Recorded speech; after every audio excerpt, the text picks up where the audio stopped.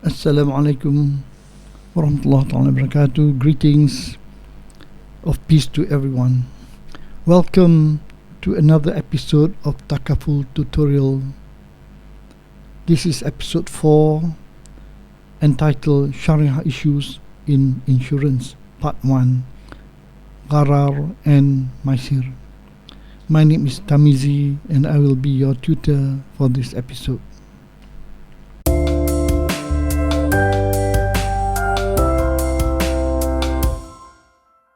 Let's recap what we learned from the previous episode, episode 3. We learned that insurance contract is by definition an exchange contract where the premium is exchanged for a promised compensation on the happening of a specified event. The definition was given in this case here.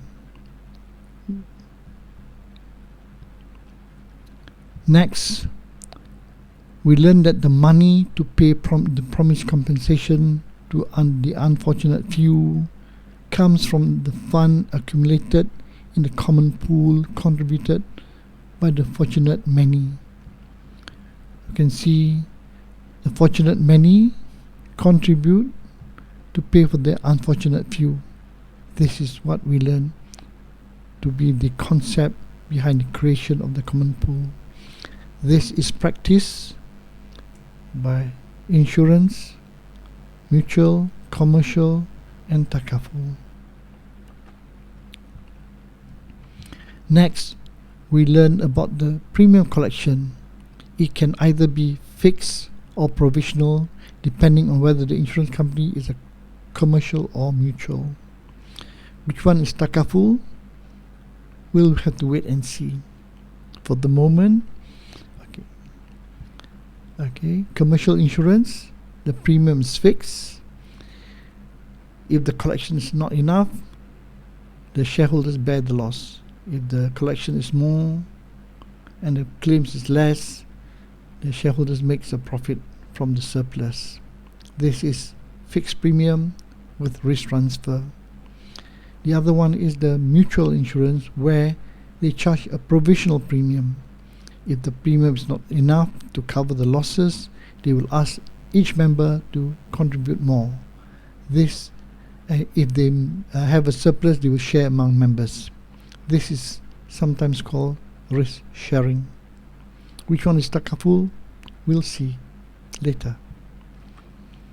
Next, we learn that insurers are able to forecast future losses with reasonable accuracy by leveraging on the law of large numbers. This is based on past data to predict future losses. With this knowledge, insurers are able to calculate the losses that they expect to happen, so that the premium will be sufficient to pay the claims. Even if it varies a little bit, it does vary very much. And next, we have to bear in mind that there are many insurance practices that are also used by Takaful with some modification. If we look at all this, is insurance an exchange? Is Takaful an exchange contract? We'll discuss that. Does it practice common pool? Yes, it does. What about the premium collection? Yes, it collects premium or contribution, whether it's fixed or provisional, to be discussed. But certainly, Takaful, like even the commercial insurance and the mutual insurance, we use actuary to use the law of large numbers to predict future losses. Okay, now let's come to this episode 4. In this episode, we will discuss the Islamic principle of natural permissibility. We look at insurance as a concept acceptable to Islam, but there are some caveats. The degree of gharar in the insurance contract, we'll see later on, is excessive, thus rendering it void and therefore haram. The relationship between Gharar and Maisir we'll also look Gharar, how does it lead to gambling? Okay. While we are discussing this episode, viewers are urged to take note that although the insurance contract is by definition an exchange contract, the subject matter being exchanged is not clear. This is what we will see afterwards. From the Islamic point of scholars' point of view, the subject matter being exchanged is not clear. And on top of that, in many instances, no exchange takes place. Just keep this in mind. This is contradictory, because by definition you are an exchange contract, but what is being exchanged is not clear, and in many instances there's no exchange that takes place.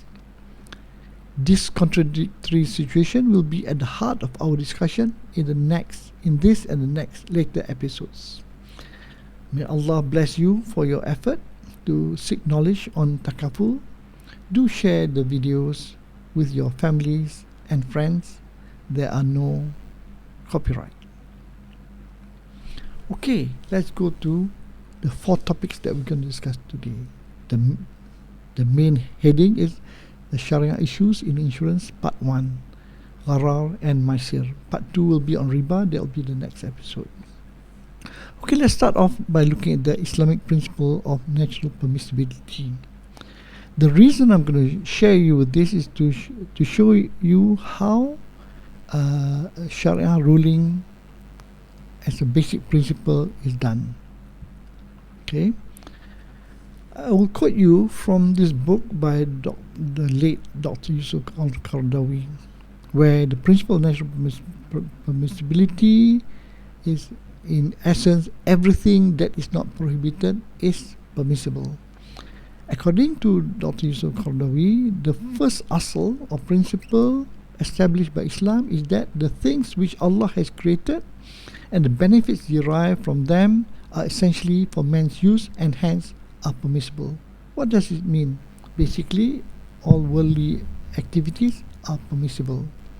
He goes on to say, nothing is haram except what is prohibited by a sound and explicit nas from the lawgiver, Allah subhanahu wa ta'ala. What is nas? According to Dr. Yusuf Qaradawi, nas denotes either a verse of the Quran or clear, authentic and explicit sunnah. What does it mean simply? It means that for everything that is worldly affairs, everything is permissible unless there is a nas that says it is forbidden. For example, can you drink Coca-Cola? There's no nas that says you can't, so you can drink. Can you use an iPhone? There's no nas. There's no Quranic verse that says you cannot drink Pepsi Cola, Coca-Cola, etc., etc. Okay, so it's a very simple, just to introduce you how, because insurance is actually a worldly activity, so it falls under this category. So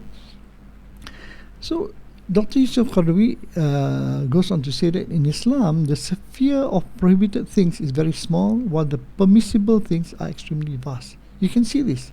I think Muslims can eat all sorts of food. The only thing they cannot eat are very few, can be counted on the fingers of one hand. Okay, so in relation to act of worship, however, okay, the principle is limitation, tawqif. That is to say, nothing can be legislated in this regards except that Allah Himself has legislated. Okay, just ask you a rhetorical question. Is a Muslim permitted to drive a car? Simple. Yes, he can, because there's no nas, there's no verse in the Quran that says he cannot. There's no sunnah that says he cannot. Simple. Okay, so I want you to start thinking about this. Yeah. Okay. So there are really 2 approaches to coming up with a ruling. This is very simple. I'm not trying to make you all a Sharia scholar, or neither am I. Okay, for worldly activities, it's very flexible. Everything that's not prohibited is permissible. Okay, the principle of natural permissibility can be applied to all worldly aspects of human life, such as his day-to-day affair, actions, behaviors, living habits, doing business, etc., but not to acts of worship. Acts of worship is the opposite. Acts of worship like prayer, fasting, zakat payment, going to Hajj, okay? These are prescriptive. There's no room for innovation. The Prophet was reported to have said that any innovation in our matter, meaning worship, which is not part of it, must be rejected. That means you cannot simply go and do your own style of praying. You must pray, as the Prophet said, as you see me pray. But for worldly activities like insurance, everything that's not prohibited is permissible. So the question to ponder here is there any verse in the Quran or Hadith that says insurance is prohibited? I have not seen anything. So let's hold on to that. So in other words, insurance as a concept, there's no prohibition, therefore it should be permissible.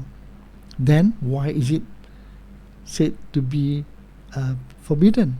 Well, that's why we have to go on to discuss other things. I just show you this principle so that you can understand how things are done. Okay? Okay. Now, I'd like to tell you all that I am not a Shariah scholar, so whatever I say, please double check, because I will be quoting other scholars only. It will not be from me, because I'm not a scholar and I have no authority to make a fatwa or anything like that. Okay? Okay, so we finished with the first principle. Let's go second one, the establishment of special task force. Okay, in 1982, the Malaysian government set up a special task force comprising people, scholars, insurance practitioners, lawyers, government servants and all that, to do a study. Okay, this was to study the feasibility of implementing Sharia compliant insurance or Takaful in Malaysia. A report entitled in Malay Penubuhan Syarikat Takaful, or the formation of Syarikat Takaful, was presented to the Prime Minister of Malaysia in 1984 and it was approved. One significant outcome of the study was the enactment of the Takaful Act 1984, which was later repealed and replaced by the Islamic Financial Services Act 2013, or IFSA as we call it here. This was followed by the launching of the Malaysia's first Takaful company in 1985. Okay.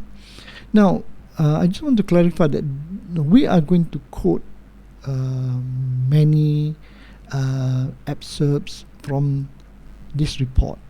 Okay. The report was done in the Malay language, so whatever translation to the English language in this tutorial is done by me. Okay. So I hope my translation is accurate as possible. Okay. Okay, the issue of insurance is an ijtihadi in nature. What does that mean? That means that there are no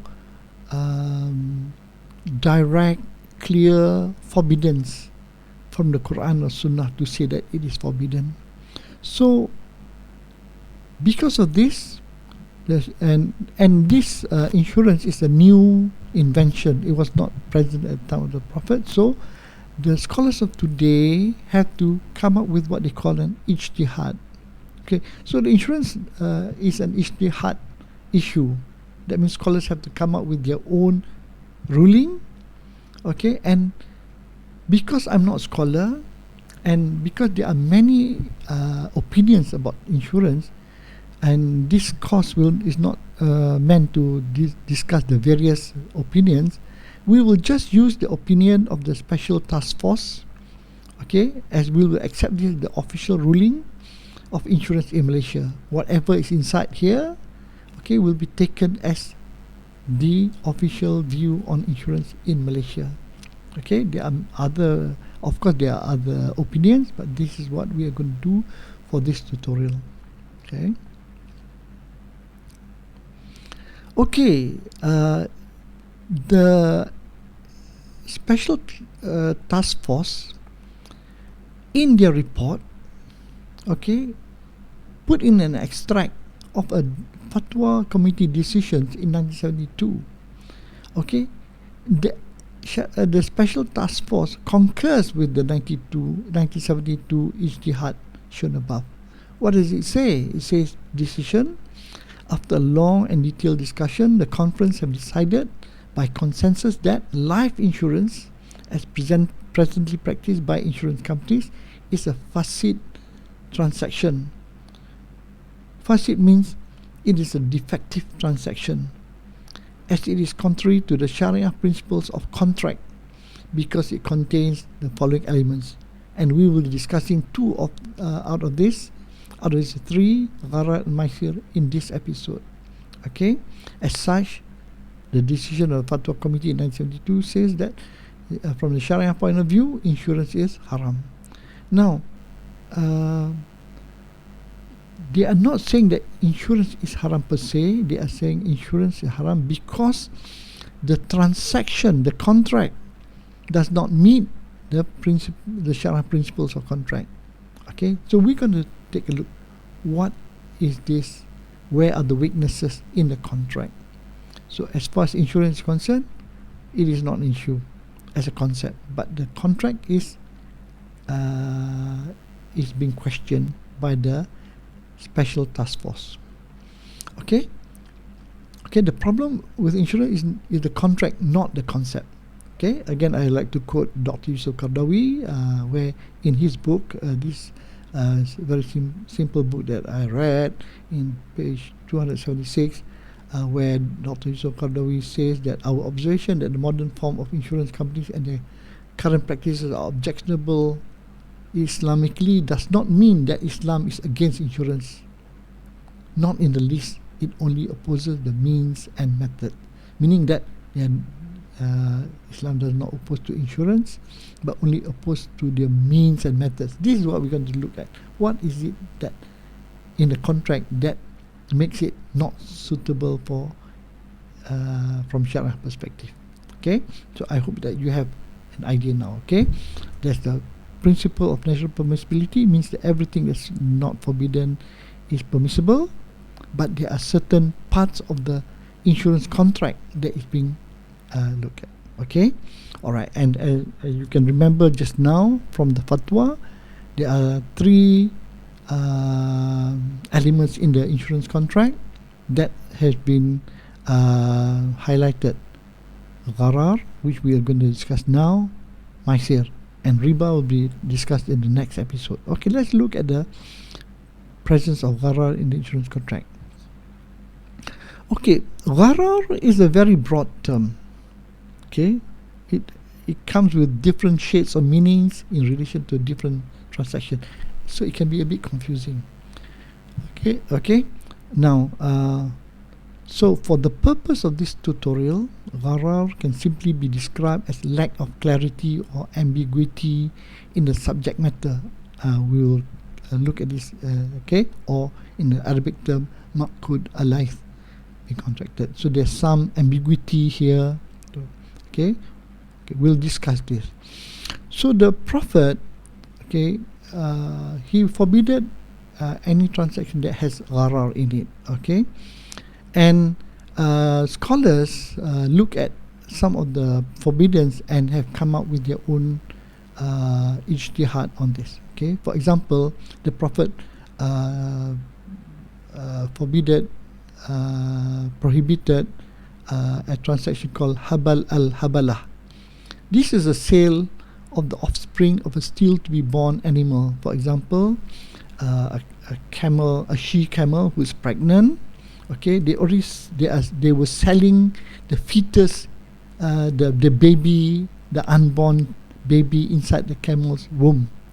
The Prophet said didn't allow this. He prohibited this. He said, look, wait till the baby is born and then you do the transaction, because before that it could be defective, it could be not to the liking of the buyer. So this is to make sure that there is justice to both parties, the seller and the buyer.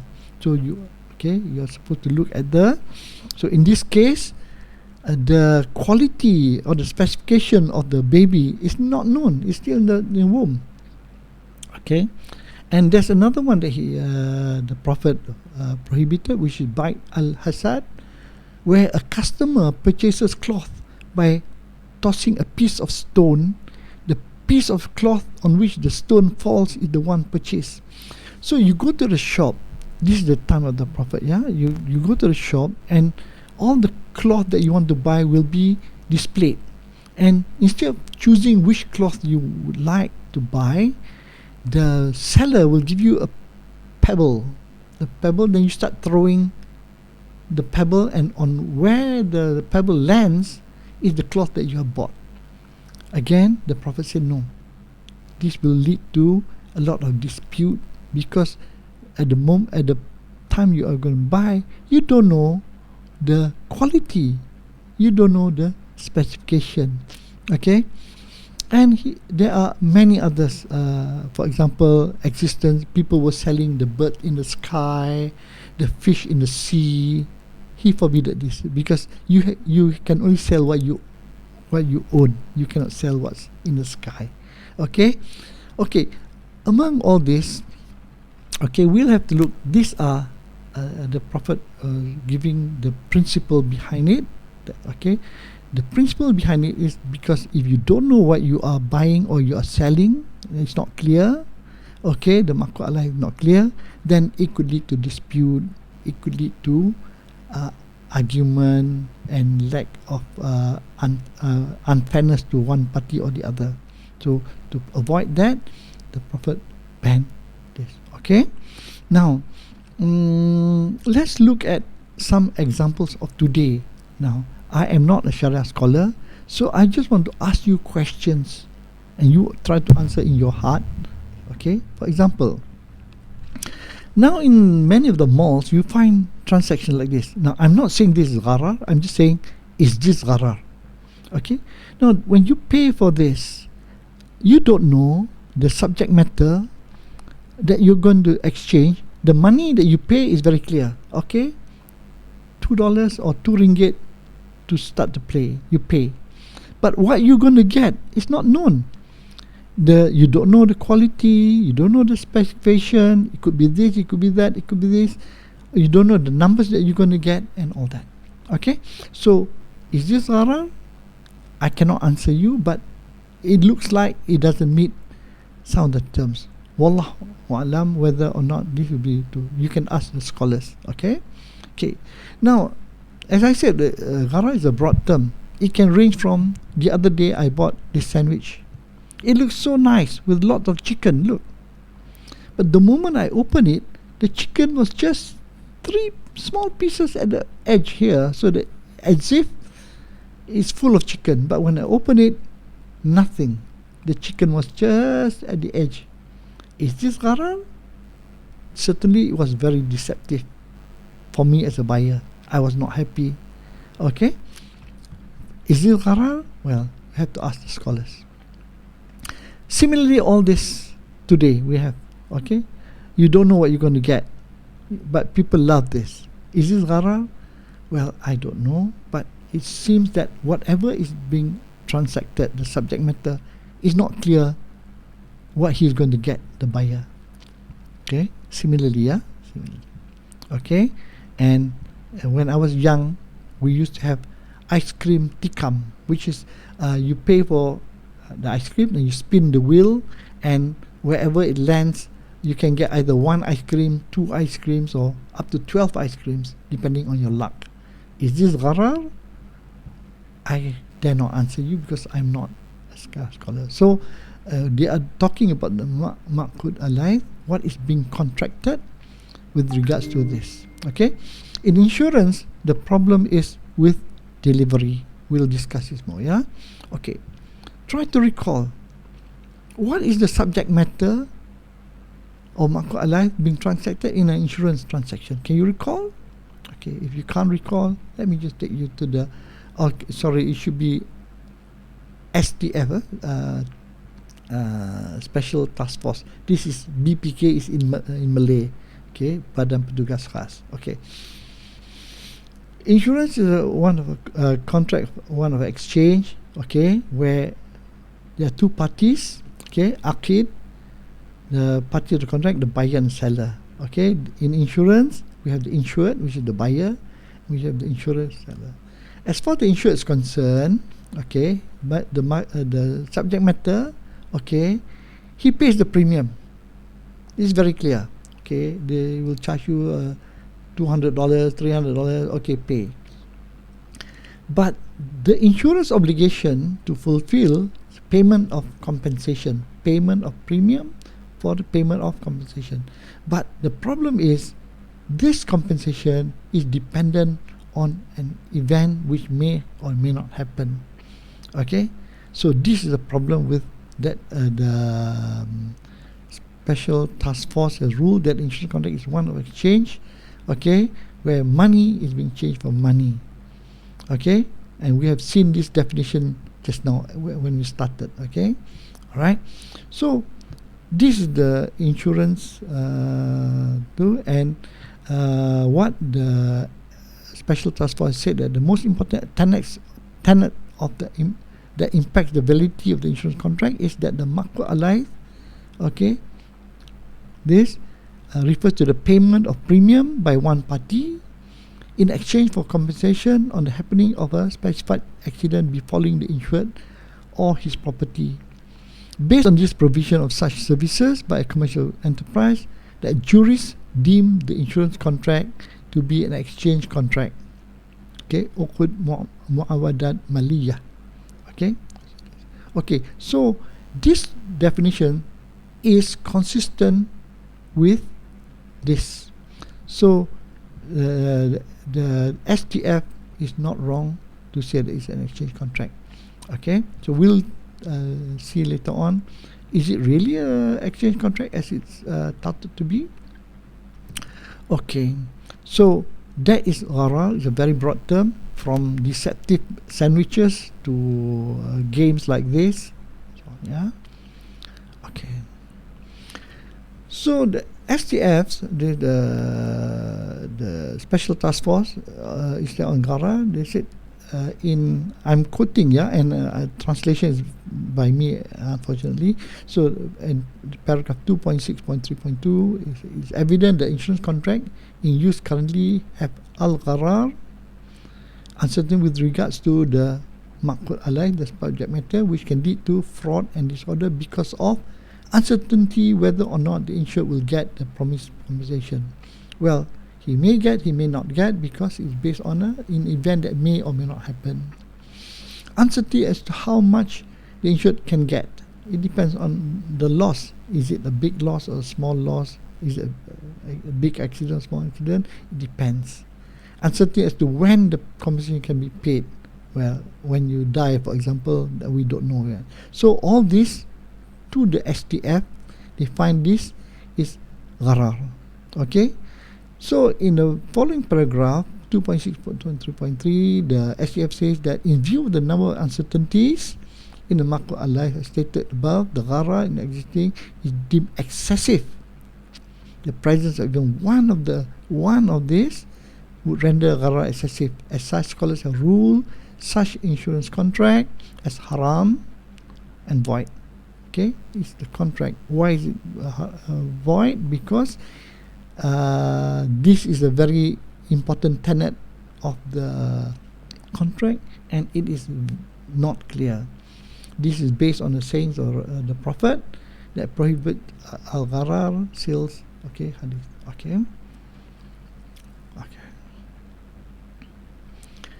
And the STF goes on to say the prohibition, why it's haram? It is haram because there is no counter argument to nullify the prohibitions.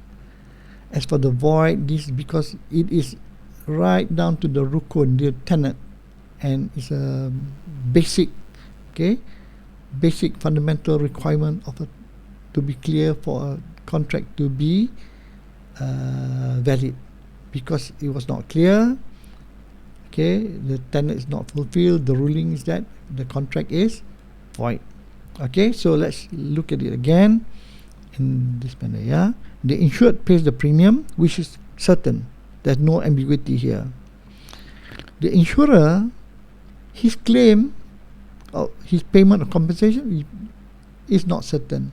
He may pay, he may not pay, depending. Okay, so because of this, the STF deemed the Gharar insurance contract as excessive and therefore void.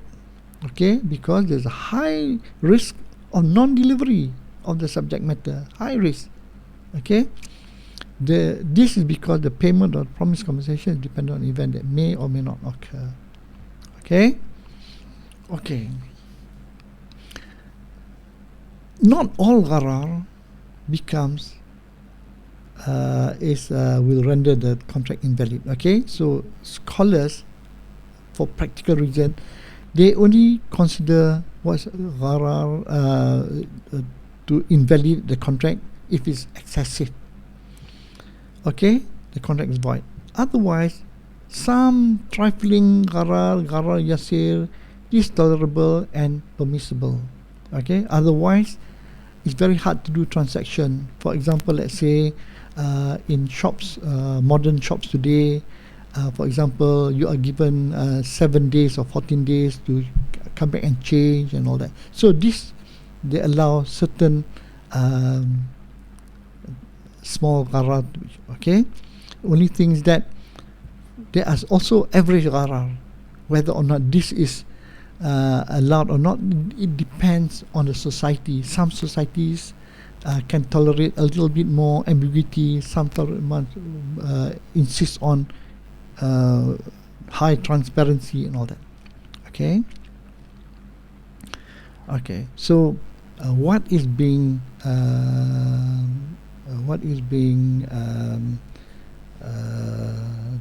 STF disagree on is excessive gharar. Okay, it's excessive gharar. They find that the gharar in the insurance contract is excessive. Okay, now,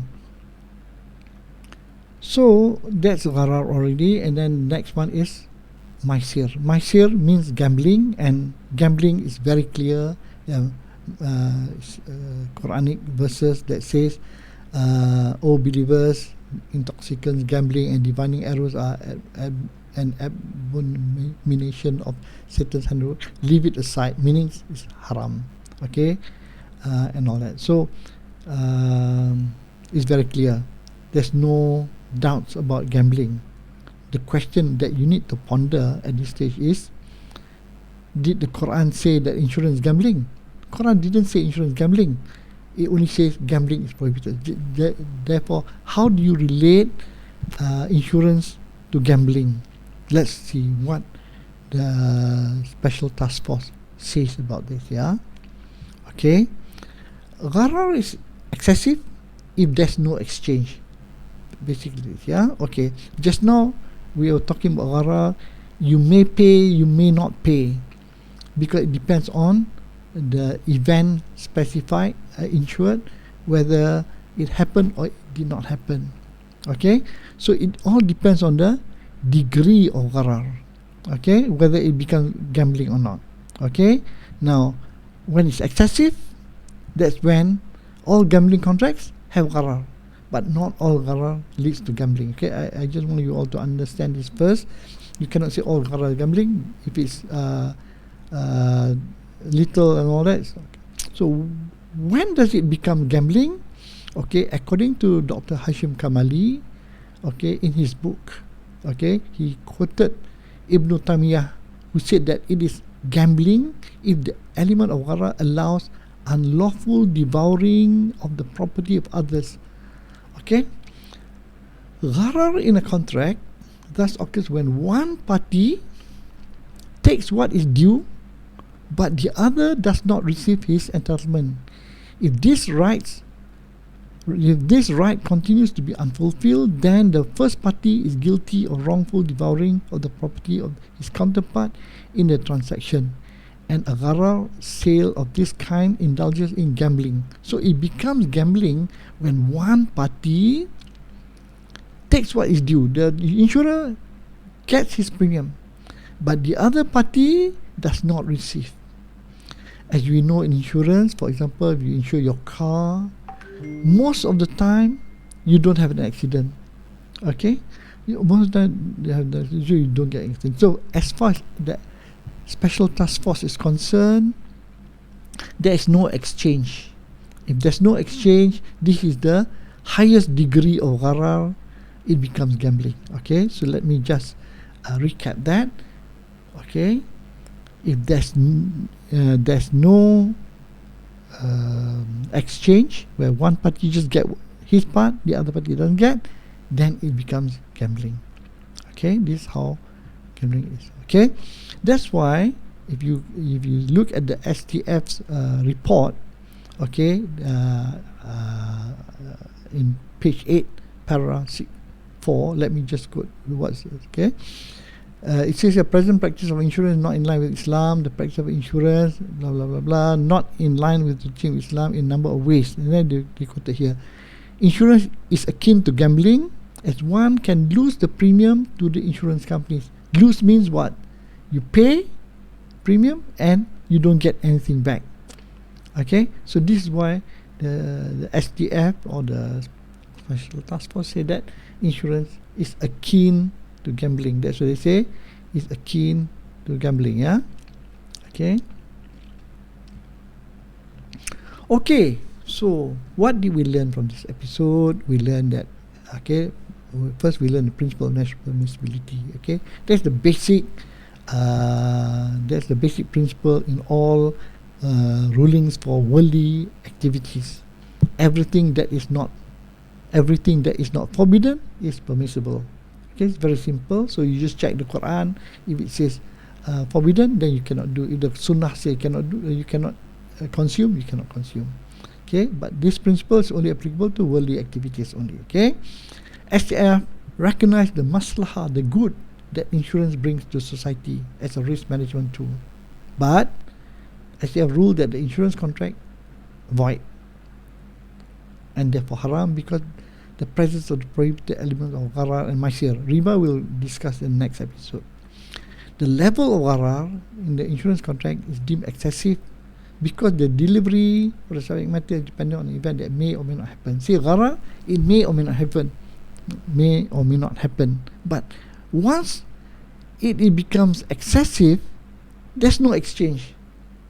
And in most cases, the insurance contract, Gharar is deemed to be excessive, therefore akin to gambling. So this is the opinion of the Special Task Force about insurance. So the comment is not about, the ruling is not about insurance per se, but about the contract. Okay. Though what I've said is what are the opinion, the ruling of the Special Task Force. Question to ponder. Some viewers, some of you might be thinking that the Takaful contracts also is like that.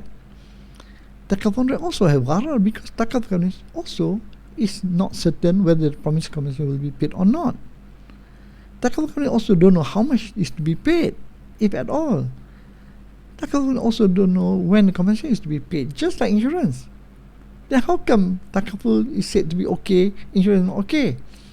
We will discuss this later, yeah? Some of you might be thinking, hey, Takaful is akin to Maisir also, because the insured can also lose the premium to the Takaful company if there's no claim and there's no exchange take place. Correct. There are some that looks like that. That's why we need to go beneath this. Cannot look at it on the surface. Okay, inshallah, we will discuss this, okay, in the next episode. Okay, as I said before, step by step. Please hold on to these questions and the answers would become clearer in episode 6 onwards, inshallah. Okay, alright, so inshallah we have already, if you have watched the video from episode 1, we are now at episode 4. Inshallah, I'm working on episode 5 about riba to be shared maybe in a couple of weeks, inshallah. Yeah, alright, so in the meantime, bye for now. See you again in the next video.